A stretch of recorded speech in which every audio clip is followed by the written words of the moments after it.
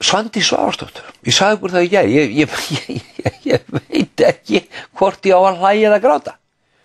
Að sjá hana, þessa stúlku, hún stendur frammi fyrir sjónvarpsvélum og hreytir út úr sér að þessir erlendu fjárfestar sem að koma hérna með milljarðatugi af peningum inn í landið, þeir eru að sýna ríkisstjórninni kurteis og mannasiði.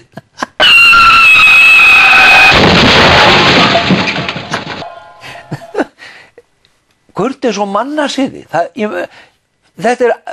Þessi menn að koma með fullt af peningum inn í landi sem engin fjárfestir hefur vilja gera hingað til, þrátt fyrir þessa vinstri ríkisstjórn.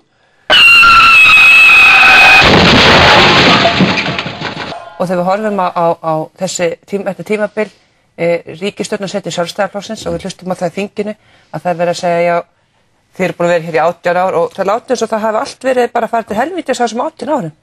Það megum við ekki gleyma því að þau lífskjör sem við erum að reyna að verja í landinu, það eru þau lífskjör sem við hefum markvisst verið að byggja upp undir forystu Sjálfstæðisflokksins og undir okkar gildum. Íslensk þjóð hefur ekki efni á því að Sjálfstæðisflokkurinn fái skell í þessum kosningum.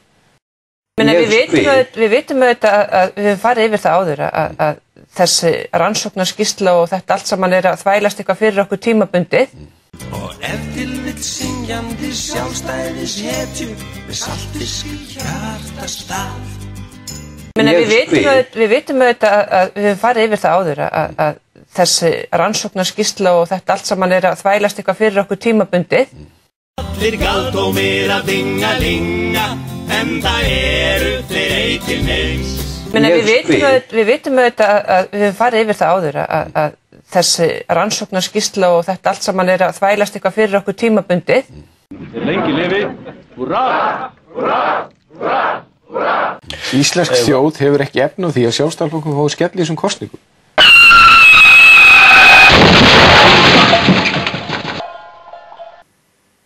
Guð blessi Ísland. Tómir kassar í tómum banka, tíma fyllast af okkar peningum.